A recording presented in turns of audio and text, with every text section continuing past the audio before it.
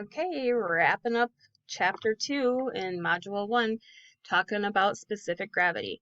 So what is specific gravity? And it's abbreviated SPGR. It is the relationship between the density of a substance and the density of water. And so this is calculated by dividing the density of a sample by the density of the water, which is 1 gram per milliliter at 4 degrees Celsius. Okay. And this is a unitless quantity, so we don't need to like denote it with grams, milligrams, whatever. It's just a unitless quantity. A substance with a specific gravity of 1 has the same numerical value as the density of water. Okay, so again, this is the formula. The specific gravity is the density of the sample over the density of water.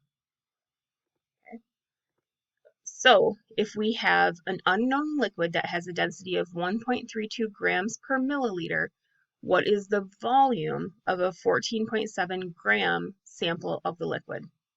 Okay, so think about that for a second. Write it down. Okay, so let's solve this. So again, we were given an unknown liquid that has a density of 1.32 grams per milliliters, and we're looking for the volume of a 14.7 gram sample of the liquid. So what are we going to do? Well, let's analyze. We were given 14.7 grams of liquid, and the density of the liquid is 1.32 grams per liter. Okay, what do we need? The volume. So let's write a plan. We have grams, we need to figure out the density factor and go to milliliters. Okay, so let's write this down.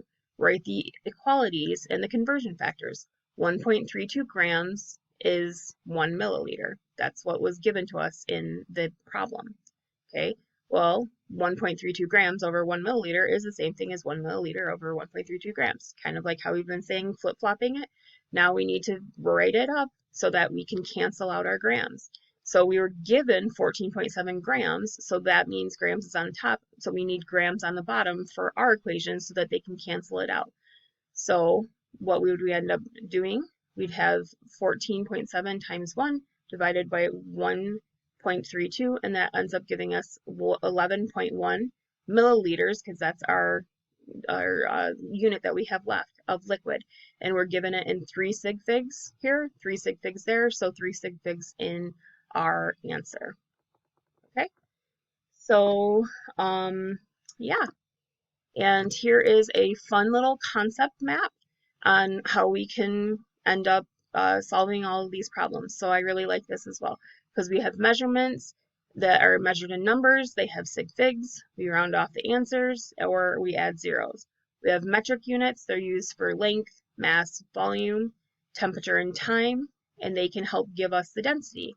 We also have prefixes, and that can change the units of metric to give us equalities that are used for conversion factors to change units in problem solving. So I know that sometimes this can be like overwhelming and oh my gosh, but it's actually not that horrible if you break it down and follow the concept map and map out the question like we did in these different examples.